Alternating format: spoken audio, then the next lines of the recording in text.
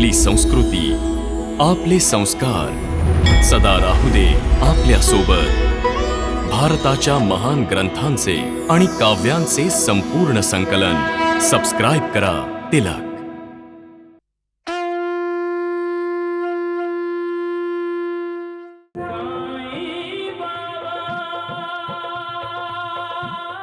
समजतंय ना आम्हाला काय म्हणायचे ते. जे सगळे जगाला समजतंय ते ह्या नालायक सुकन्याला का समजत नाहीये. जर तिला समजत नसेल तरीही तू तिला समजावून सांगू शा. गावातले लोक कधीही विधवा विवाह नाही होऊ देणार. अरे तो लक्ष्मण आणि त्याचे मित्र काल रात्री त्या उमाकांच्या घराला आग लावायला निघाले होते. गावातलं वातावरण तापत चाललंय. काहीतरी अनर्थ घडण्याआधी तू सुकन्याला तिच्या सासरीच पाठवून दे किंवा कुठल्या तरी आश्रमात पाठव. चल पार्वती.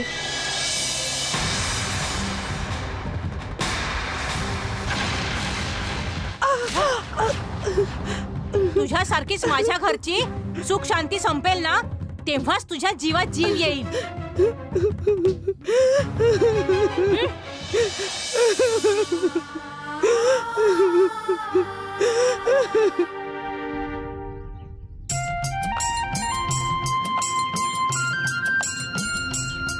काय बघताय तुम्ही बाबा? तात्या, या कळ्यांना बघतोय मी, या फुलपाखरांना बघतोय मी, या छोट्या छोट्या लहान लहान मुलांचा हसणारं खेळणारं उज्ज्वल भविष्य बघतोय. ये तिकडे जाऊ. चला. देवा, ती मुलगी किती खुश आहे आणि दुसऱ्यांना सुद्धा किती आनंद देते. कारण अजून तिला आयुष्य माहिती नाहीये आणि जशी जशी ती मोठी होत जाते त्यांना आयुष्याची ओळख व्हायला लागते. लहानपणी अगदी सहजपणे खोटं बोलणाऱ्या मुली जेव्हा मोठ्या होतात तेव्हा त्यांना समजतं की खऱ्या खोट्यामध्ये कितीतरी अंतर आहे. आणि त्या दिवशी तिला जाणीव होते की आयुष्य म्हणजे फक्त खेळ नाहीये. आयुष्य आईच्या पदराची सावली नाहीये. फक्त लोरी ऐकून झोपणं नाहीये. फक्त भाऊला भाऊलीचा खेळ नाहीये. तात्या, या सगळ्या निष्पाप असणाऱ्या मुली कायमच निष्पाप राहायला हव्यात. पण असं होत नाही.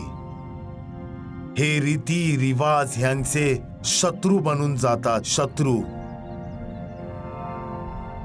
त्यांच्या डोळ्यात न मावणारी स्वप्न कधी तुटून जातात त्यांना समजत सुद्धा नाही. आयुष्याच्या कुठल्या वळणावर त्यांच्या चेहऱ्यावर हसू कुठे गायब होतं हेही त्यांना समजत नाही. लग्नात सप्तपदी नंतर जेव्हा ती 8वं पाऊल सासरी टाकते आणि तिला जर कटू अनुभव आला तर तिची कळी सुकून जाते. ती खुशही राहू शकत नाही आणि दुसऱ्याला आनंदही देऊ शकत नाही. का होतं असं सगळं? ह्या कळ्यांना पूर्णपणे का उमलू देत नाही आपण? एक स्त्रीच दुसऱ्या स्त्रीची शत्रू बनते असं का? त्या स्त्रीसाठी सासर आणि माहेर दोन्हीही परके होऊन जातात का? तात्या, असे खूप प्रश्न आहेत ज्यांनी मला अस्वस्थ करून सोडलंय, ज्यांचं उत्तर माझ्याकडे नाहीये. तात्या, बाबा, प्रत्येक प्रश्नाचं उत्तर असतं आणि हे तुम्हीच तर आम्हाला सांगितलंय ना. ह्या सुद्धा प्रश्नाचं उत्तर नक्कीच मिळेल. पण कधी तात्या, कधी? स्त्रीच्या भावनांची चिता पेटल्यानंतर का? तुझं जेव्हा लग्न होईल ना तेव्हा तू तुझ्या पत्नीला मैत्रीण समजून वाग. तात्या, मैत्रीण समज तिला. तुझी मैत्रीण समज तिला. आणि हे कधीच विसरू नकोस की ती तुझी सहचारिणी आहे. तू तिचा आदर कर. अपमान नाही, कधीच अपमान करू नकोस तात्या, कधीच नाही. ती तुझ्या या घरात तुला साथ देण्यासाठी तुझा हात धरून येईल. तेव्हा तिचा विश्वास कधीच तोडू नकोस तात्या, तोडू नकोस. मी आईला सांगेन की तिला तिच्या सुनेची आई व्हायचंय, सासू नाही. सासू नाही.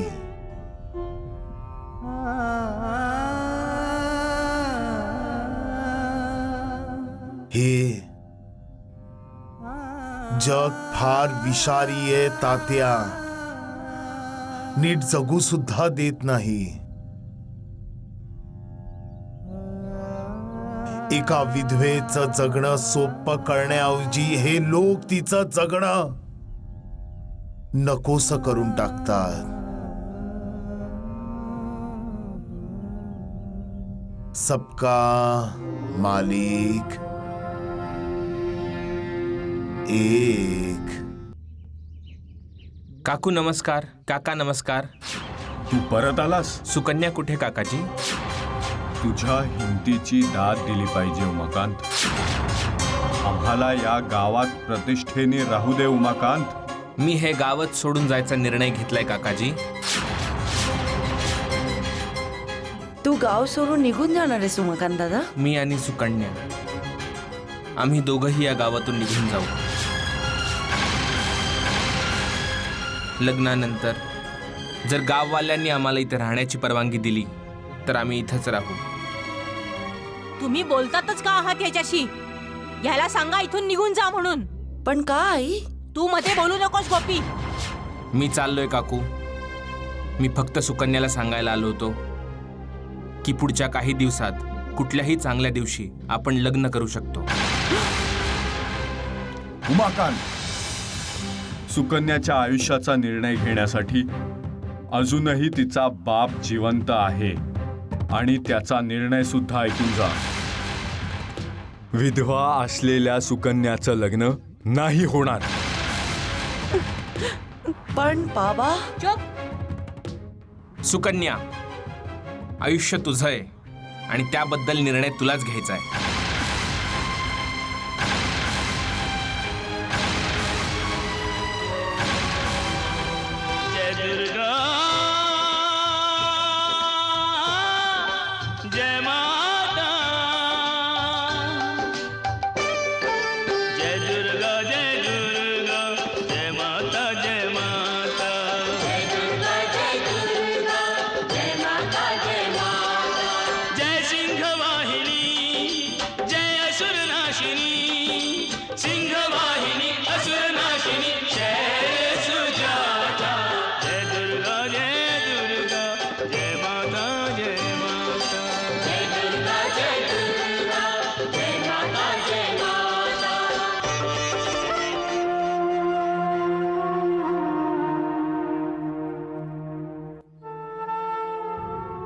हे मातेश्वरी, माझी विनंती मान्य कर ना. असं वाटतंय मी अशांतीच्या खोल दऱ्यात घसरत चाललोय. मला ह्यातनं बाहेर काढ आई. माझ्या मनाला शांती दे आई. मला एकाग्र होऊन तुझी पूजा अर्चना करायची आहे. माझ्या मुलीचं आयुष्य सुखी होऊ दे. माझा उद्धार कर आई, माझा उद्धार कर.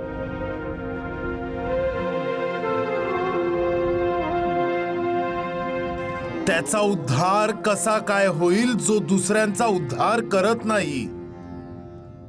जो दुसऱ्यांना मार्गदर्शन करू शकत नाही त्याला स्वतःला मार्ग कसा सापडेल? कसा? गुरुचं कर्तव्य आहे आपल्या शिष्यांचा उद्धार करणं. एका राजाचं कर्तव्य आहे आपल्या प्रजेचा उद्धार करणे. समाजसेवकांचं आणि समाज सुधारकांचं कर्तव्य आहे समाजाचा उद्धार करणं.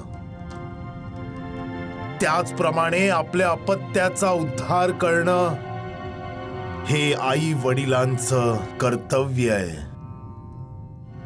सगळं जग जरी विरुद्ध असेल तरीही आई वडिलांना आपल्या अपत्याला मध्येच सोडून देऊ नये. त्याला सहाऱ्याची गरज असेल तर त्याला सहारा दिला पाहिजे. मुलासाठी त्याचे आई वडील हे देवासमान आहेत. मग आई वडील आपल्या मुलापासून का तोंड फिरवतात? का त्यांचे अश्रू पुसत नाही? त्यांच्यावर दया का दाखवत नाहीत? त्यांचा उद्धार का करत नाहीत? या रीतिरिवाजांच्या, प्रथांच्या, परंपरा मोडून काढा आणि ह्याचा विचार करा की आपल्या अपत्याला आनंद कसा मिळू शकतो. अरे, जेव्हा आपली स्वतःची मुलं आनंदी असतील तर आपणही आनंदी राहतो. आपलं कुटुंब खुश राहतं. घरात शांतता नांदते आणि जिथे शांतता नांदते तिथे देव आहे, परमेश्वर आहे. मग कुठल्याच बाबा बुवाला शोधायची गरज नाहीये. हो हो, सबका मालिक एक. शंकर शेठ, हे पत्र वाचलत का तुम्ही? रागिणीचं आहे. लिहिलंय की जो माणूस आपल्या देवता समान दादा आणि वहिनी सोबत विश्वासघात करू शकतो त्याच्यावर मी विश्वास कसा ठेवणार? म्हणून मी ह्या लग्नाला नकार देते.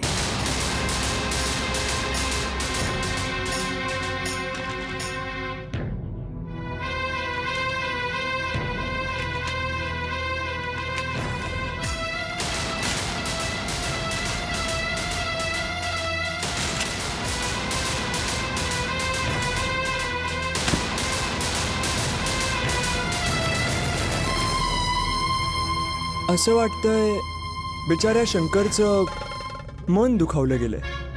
खणखणीत मुस्काटात मारलीये रागिणी ताईंनी. खणखणीत. ह्याला म्हणतात जशास तसे वागणे. कोणाबद्दल बोलताय साईनाथ?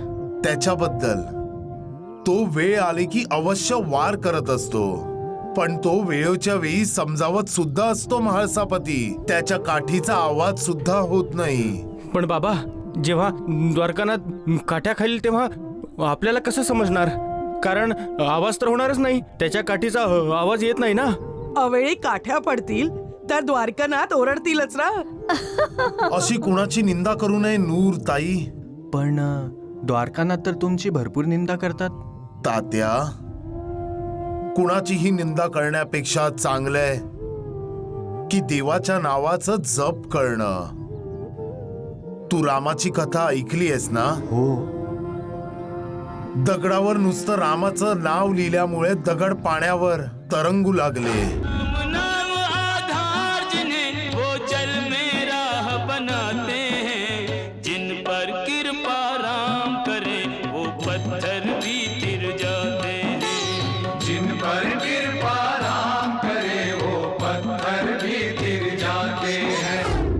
हेच तर देवाच्या नावाचं महात्म्य आहे. पण बाबा, आमचे देव तर तुम्हीच आहात. अरे राधाबाई, तुम्ही अजून शिर्डीतून गेल्या नाही. आता शिर्डी माझ्यासाठी परमेश्वराचं परमधाम आहे बाबा. सबका मालिक एक. वैद्य बुवा अरे गाडवा नालाय का सत्यानाश होऊन जाऊ दे तुझा. अरे तोंड जळलं ना माझा गाडवा कुठला. अरे मला चहा सुद्धा शांतपणे पिऊ देत नाहीस तू. अरे तुम्ही मला शांततेने जगू देता का? आता ना मला लवकरात लवकर तुझा बंदोबस्त करावाच लागेल. हो लवकर करा वैद्य बुवा. साप आणि जीभ यांचा इलाज लवकरात लवकर केला नाही ना तर विष सगळ्या शरीरात पसरायला लागतं. हा बरोबर बोललात तुम्ही. बरोबर बोललात तुम्ही. हे घे नालाय का गाडवा. वैद्य बुवा माझं जरा ऐका. बोल. शिर्डीतून आपण काय शोधायला निघालो होतो? अरे काय शोधायला निघालो म्हणजे त्या ढोंगी. बोला बोला. अरे त्या ढोंगी साईच्या गुरुला शोधायला निघालो होतो. जर आपण साईबाबांच्या गुरुला शोधायला निघालो होतो तर इथे असं घरात बसून साईबाबांचा गुरु सापडेल का? अरे राम राम राम राम. हा धोंड्या तर अगदी बरोबर बोलतोय. साईबाबांचा गुरु काय आपल्या दरवाजावर येऊन उभा राहणार आहे का? दरवाजा वाजवेल का आपला? भिक्षाम देही. अरे द्वारकानाथची दारात आलाय की काय? ओम आई भिक्षाम देही. वैद्य बुवा हा तर अगदी साईबाबांसारखाच भीक मागतोय की. ओम आई.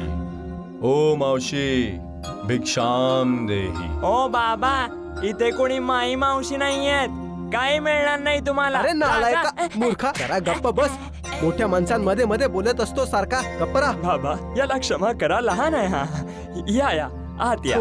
या आत या या हे या. वाजलो. या या या. अरे धोंड्या बघत काय बसलायस नालायक कुठला. हे घे हे उचलून घेऊन जा इथून आणि गुरुजींसाठी भोजन घेऊन ये. जा जा जा लवकर जा. भोजन.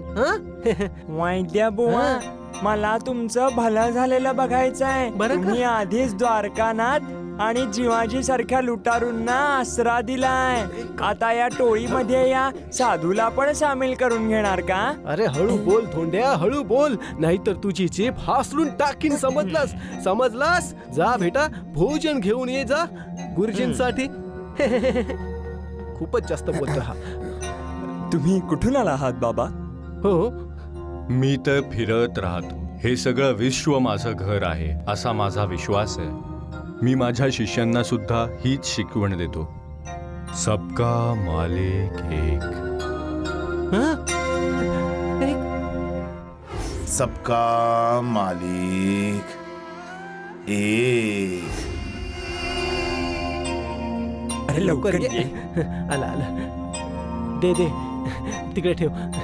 बसा ना गुरुदेव. मी भोजन वाढतो. बसा. राम राम राम.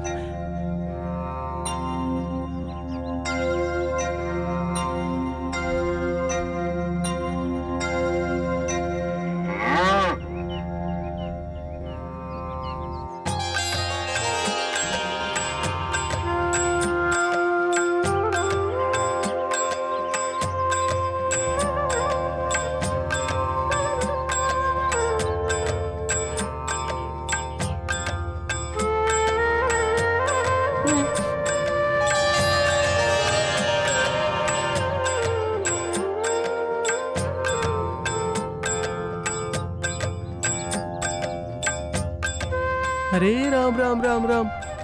गुरुदेव तुम्ही तर सगळं भोजन गाईला खाऊ घातलं. समस्त प्राणी मात्रांमध्ये देवाचा वास असतो. देव सगळ्यांमध्ये आहे. तुझ्यामध्ये आहे, माझ्यातही आहे. जेव्हा कोणी भुकेला प्राणी भोजन करतो तेव्हा माझं पोट भरून जातं. कुणाही भुकेलेल्याची भूक भागवणं हे माझीच भूक भागवण्यासारखं आहे. प्रत्येक प्राणी मात्रात आत्मा असतो आणि तो परमात्म्याचा अंश आहे. द्वारकानाथची हा साधू तर साईबाबांसारखाच बोलतोय. अरे माझी तर खात्री पटत चालली की हा नक्कीच साईबाबांचा गुरु आहे. नाटक चांगलं करतोय ना मी धोंडू. हो तुम्ही तर उच्च कोटीचे अभिनेते आहात. उत्तम सर्वोत्तम. अरे यांची खात्री पटली की तुम्हीच साईबाबांचे गुरु आहात. मला ना लवकर शिर्डीला जायचंय. हे नाटक केल्याचे पैसे देईन मी तुम्हाला. अरे तू अजिबात काळजी नको करू. नानावली, जसं द्वारकानाथ साईनाथांची निंदा करत असतात तशीच श्री स्वामी समर्थांची सुद्धा खूप लोक निंदा करायचे. द्वारकानाथ विद्वान आहेत, तसंच अनेक विद्वान काहीही कारण नसताना श्री अक्कलकोट महाराजांचा उपहास करायचे. त्यांच्यातले एक होते विष्णू बाबा ब्रह्मचारी. महाराज विष्णू बाबा की जय. महाराज विष्णू बाबा की जय. महाराज विष्णू बाबा की जय. महाराज विष्णू बाबा की जय.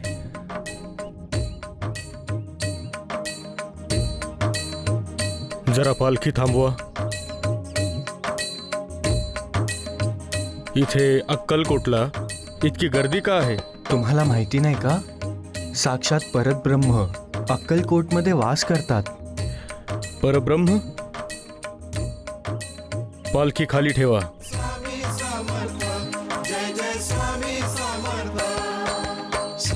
स्वामी समर्थ जय जय स्वामी समर्थ जय जय स्वामी समर्थ. श्री स्वामी समर्थ जय जय स्वामी समर्थ जय जय स्वामी समर्थ. श्री स्वामी समर्थ जय जय स्वामी समर्थ जय जय स्वामी. स्वतःला परब्रह्म म्हणून घेतो, स्वतःची आरती करून घेतो. ह्याचं हे ढोंग पाखंडीपणा सगळ्यांच्या समोर आणावाच लागेल मला. जय जय स्वामी समर्थ. श्री स्वामी समर्थ जय जय स्वामी समर्थ. श्री मालोजीराव भोसल्यांसोबत वेद वेदांतावर चर्चा केल्यावर विष्णू बाबांनी राजा भोसलेंकडे श्री स्वामी समर्थ महाराजांची तक्रार केली आणि आपल्या शिष्यांसोबत शयनगृहात जाऊन झोपले.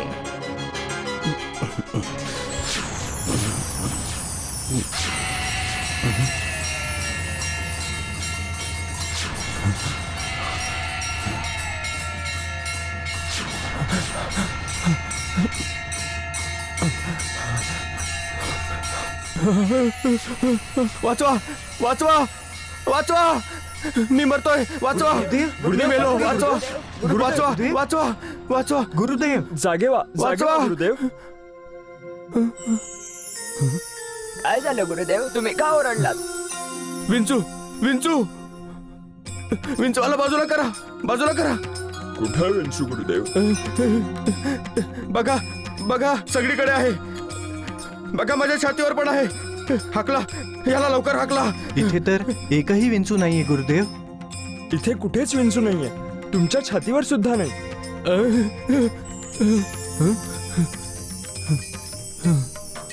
श्री स्वामी समर्थ जय जय स्वामी समर्थ जय जय स्वामी समर्थ. श्री स्वामी समर्थ जय जय स्वामी समर्थ जय जय स्वामी समर्थ.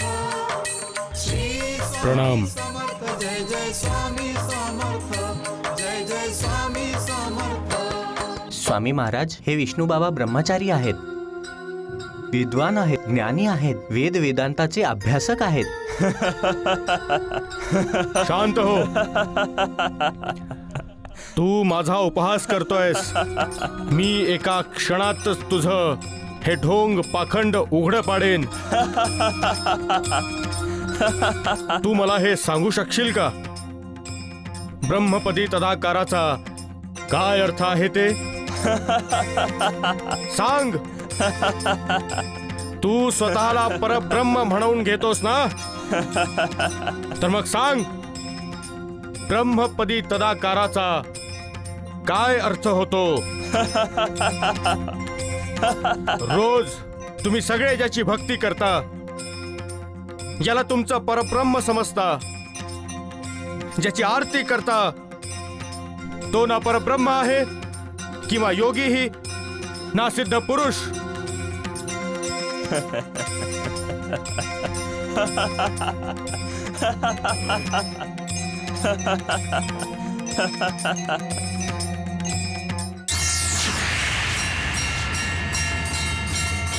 स्वामीजी स्वामीजी स्वामीजी स्वामीजी स्वामीजी स्वामीजी स्वामीजी स्वामीजी स्वामीजी स्वामीजी स्वामीजी स्वामीजी स्वामीजी स्वामीजी विंचू स्वामीजी विंचू विंचू स्वामीजी विंचू. रात्री झोपेत विंचू बघून घाबरून ओरडत होतास तू आणि वेदांताबद्दल मोठ्या गप्पा मारतोयस.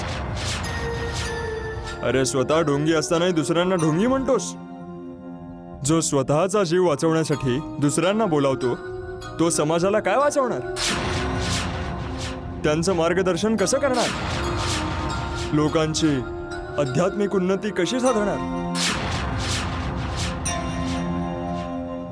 तू स्वतःला योगाभ्यासी म्हणवून घेतोस, पण तू योगी नाही आहेस. ब्रह्म समजून घेण्यासाठी तपस्येची गरज आहे, अहंकाराची नाही. जो विनम्र आहे तोच ब्रह्माशी एकरूप होऊ शकतो आणि तोच ब्रह्मपदी तदाकाराचा अर्थही समजून घेऊ शकतो. तुझ्यासारखे मूर्ख नाही. जा, आल्या पावली परत निघून जा. जा.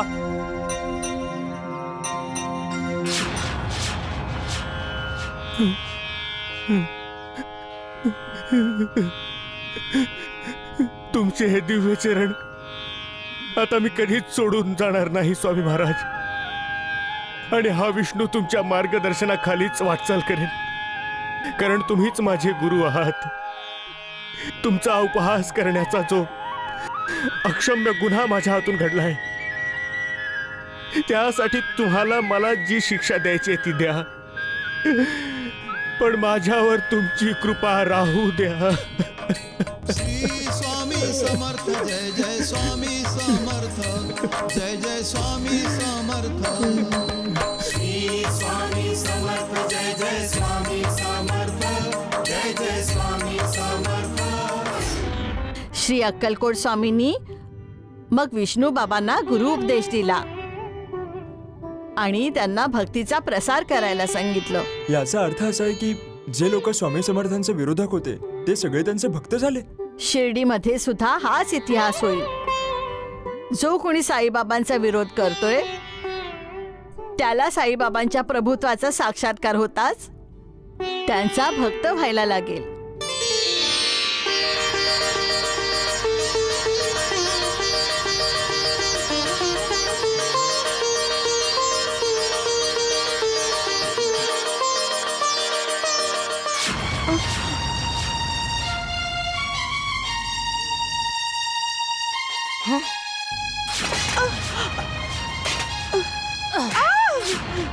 कधी संपणार आहे तुझं हे नाटक?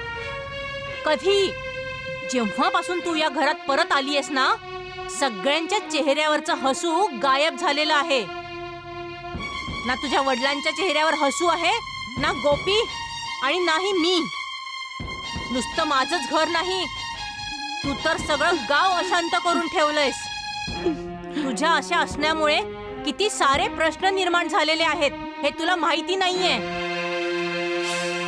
त्या उमाकांत सारख्या चांगल्या मुलाच्या आयुष्यात केवढं मोठं वादळ उभं केलंयस तू.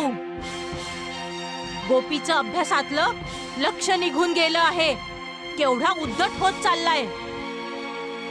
आमची सुखशांती हिरावून घेतलीयस तू. दुसरं लग्न करण्याची इतकीच हौस आहे ना, तर मग मृत्यूशी लग्न कर तू. कायमचं संपवून टाक स्वतःचं हे अस्तित्व आणि निघून जा आमच्या आयुष्यातून. म्हणजे तू जे हे प्रश्न निर्माण केले आहेत ना ते संपतील.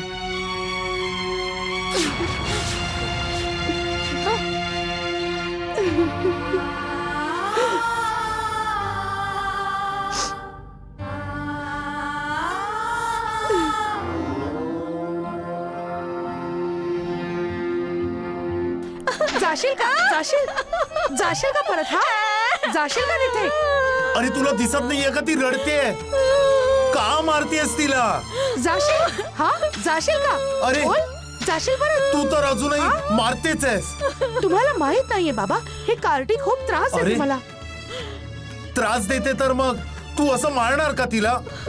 मुलीला असं मारण्याचा अधिकार कोणी दिलाय तुला? बाबा तू गप्प बैस नानावली. पण बाबा ती इंद्राची आई आहे. उद्या कुणाची तरी सून होणार आहे ही. हे घर सोडून जाणार आहे ही. मग कसं काय हिला त्रास देईल आणि तिच्या आईला त्रास देणार नाही तर कोणाला त्रास देईल इंद्रा बेटी. आता तर हिचे खेळण्या बागडण्याचे दिवस आहेत, नाचण्या गाण्याचे दिवस आहेत. हिला खेळू दिलं पाहिजे, बागडू दिलं पाहिजे. सासरी जाऊन खेळणार आणि उड्या मारणार का? तिथे जाऊन नाचणार बागडणार का? अरे हिला तर फुलासारखं जपायला पाहिजे. पण तू तर हिला मास्तरनी सारखी छडी हातात घेऊन मारायला लागलीस. मुलीला जन्म दिलायस मग तू तिला मारून टाकणार आहेस की काय? कुठून कुठे पोचलाय तुम्ही देवा? तू गप्पा बस श्यामा. मी तर गप्पच बसलोय. तुम्हीच इंद्राच्या आईच्या संसारात ढवळाढवळ करताय. गुरुजी, नाही बोलू दे श्यामाला म्हाळसापती, बोलू दे. मी तर हेच म्हणतोय देवा की मुलांना वळण लावलंच पाहिजे आणि इंद्राची आई हेच करतेय. मग तुम्हाला इतका राग का आला? तुझ्या या वळण लावण्याचा दुसरा अर्थ आहे संस्कार. आणि संस्कार असे छड्या मारून केले जातात का? पण तरीही देवा, सगळ्या आई वडिलांना त्यांच्या मुलाचं संगोपन करायचा हक्क आहे. माझ्याकडून चूक झाली श्यामा, चूक झाली माझ्याकडून. माझी चूक झाली देवा. देवा हो, थांबा चूक देवा. झाली माझ्याकडून, देवा, मला थांबा माफ देवा. करा. देवा अहो तुम्ही बाबांना नाराज केलं ना. सुशिला, अगं सुशिला, पाणी आण, पाणी आण ग. खूप जोराची तहान लागलीये. अरे कुठे गेलं हे? हा सुशिला, सुशिला, सुशिला, अगं काय झालं तुला? सुशिला, सुशिला उठ. अरे कोणी आहे का? सुशिला, सुशिला, कोणी आहे? सुशिला, गुरुजी. वहिनी लवकर या. सुशिला? बघा ना काय झालं सुशिलाला. बघा ना, बघा ना. सुशिला, सुशिला, उठ सुशिला, सुशिला, सुशिला, बघा ना वहिनी, अचानक काय झालं हिला? पाणी घेऊन आली आणि पडली. सुशिला. गुरुजी, तुम्ही साईबाबांचे भक्त आहात ना? अशी हिंमत हारून कशी चालेल? तुम्ही लगेच जा आणि वैद्यबुवांना बोलावून आणा किंवा मग साईबाबांना घेऊन या. देवा, देवा, मी आहे ना तुम्ही जरा सुशिला लक्ष जवळ. ठेवा. तुम्ही जा. देवा, देवा, देवा, सुशिला. देवा, देवा, देवा, देवा, देवा, देवा, लवकर चला माझ्या बरोबर. गुरुजी, साईनाथ झोपलेत. झोपलेत? हो. दिवसा? अरे जे रात्री झोपत नाहीत ते दिवसा काय झोपलेत? गुरुजी, तब्येत ठीक नाही आहे बाबांची. अरे तब्येत तर माझ्या बायकोची बिघडली आहे. बाबा. गुरुजी, देवा. इतका हट्ट का करताय तुम्ही? अरे माझी बायको आजारी आहे ना. देवा लवकर उठा, चला माझ्या घरी. श्यामा, तू मला आरामही करू देणार नाहीयेस का? तुम्ही आराम करत बसलात तर माझं आयुष्य संपून जाईल. देवा लगेच चला माझ्या घरी, लवकर चला, चला ना देवा. नाही श्यामा, मी कुणाच्याही संसारात ढवळाढवळ करणं बंद केलंय. अरे देवा. जा श्यामा जा, मला आराम करू दे, मला झोपू दे. जा. पण देवा, माझी बायको आजारी आहे. ती अचानक पडली आणि बेशुद्ध झाली. तुम्ही तिला बरं करा देवा. मी तिला गमावून कसं चालेल? मला तिला गमवायचं नाहीये, नाही गमवायचंय मला देवा. मी सांगितलं ना श्यामा, मी कुणाच्याही संसारात लुडबुड करणं बंद केलंय. तू तुझी घर गृहस्थी स्वतःच सांभाळ. जा, निघून जा इथून, मला झोपू दे. जा. साईनाथ, साईनाथ, गुरुजी तुम्हाला शरण आले. हो. बाबा, तुम्ही तर दयाळू आहात. गुरुजींवर दया करा बाबा. गुरुजींचे आणि तुमचे 72 जन्मांचे संबंध आहेत. बाबा तुम्हीच तर आमचे तारणहार आहात. उठा ना बाबा.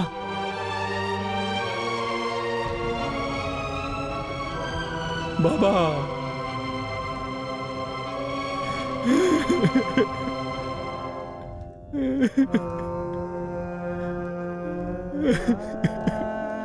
बाबा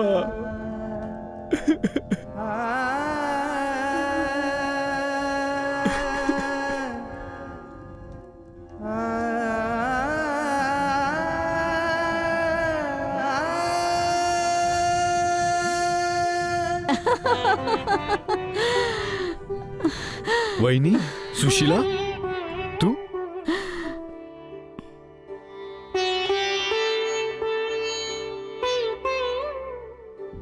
गुरुजी, तुम्ही तर म्हणत होता की सुशीला वहिनी आजारी आहेत. किती घाबरला होता तुम्ही. अरे घाबरण्यासारखंच होतं, शुद्धीवरच नव्हती. पण साईबाबा जिचे रक्षक आहेत तिला. साईबाबा? हो, इथे आले होते. साईबाबा इथं आले होते? यात इतकं आश्चर्य वाटण्यासारखं काय आहे? गुरुजी, तुम्ही त्यांना बोलवायला गेला होतात ना. तुम्ही गेलात आणि ते इथे आले.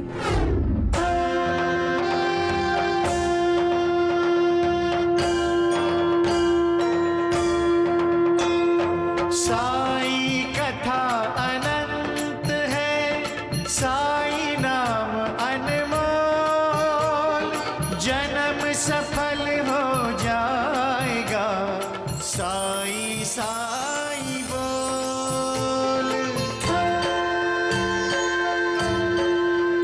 सुख धाम धन धाम, साई राम साई श्याम, गुण धाम यश धाम, साई राम साई श्याम. ओ भक्त वत्सल दीन बंधु बाबा तुझे प्रणाम, साई बाबा तुझे प्रणाम, साई बाबा तुझे प्रणाम.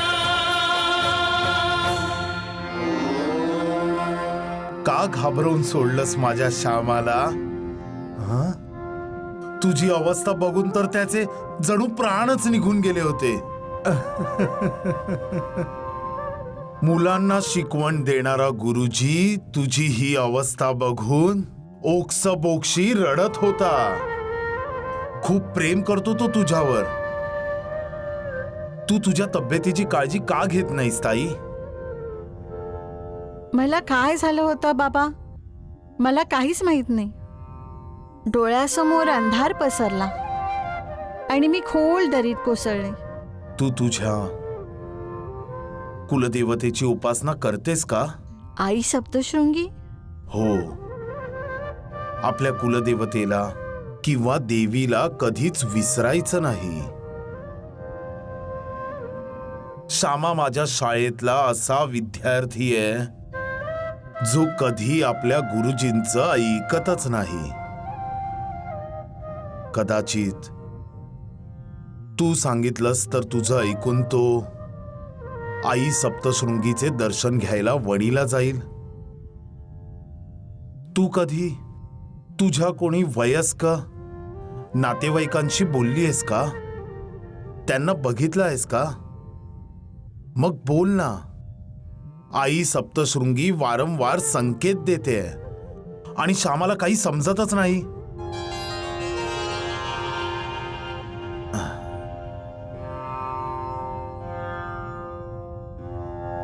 ही विभूती घे.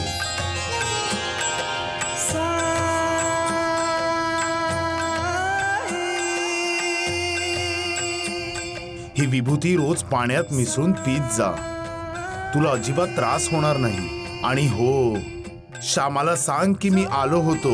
नाहीतर द्वारकामाईमध्ये येऊन माझ्याशी भांडेल आणि विचारेल की मी दुसऱ्यांच्या संसारात हस्तक्षेप का करत असतो. सदा खुश रहा. हीच तर साईबाबांची लीला आहे गुरुजी. द्वारकामाईमध्ये ते आपल्या सोबत होते आणि त्याच वेळी ते तुमच्या घरीही उपस्थित होते. आणि मी त्यांना चुकीचं समजलो. मी पापी आहे म्हाळसापती. मी पापी आहे. गुरुजी, तुम्ही जर पापी असतात तर बाबा तुमच्या घरी वहिनींना बरं करायला कधीच आले नसते.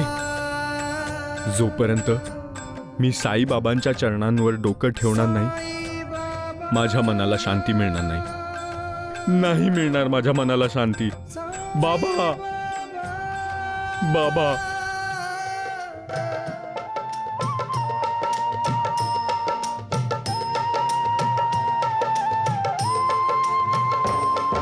साई तनतीर्थतुल्यं अन्तर्गुणरत्नाकरं साई सर्वसुखधामं साईनाथ नमोऽस्तुते.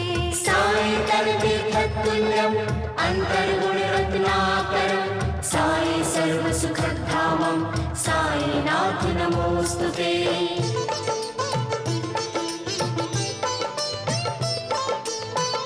ईश्वरीय आलोक लिए प्रभु मानव रूप धरे हो. चमत्कार ही चमत्कार से तुम संपूर्ण भरे हो. चमत्कार ही चमत्कार से तुम संपूर्ण भरे हो. सौभाग्य जुड़े तब दर्शन का, सौभाग्य मिले सुख का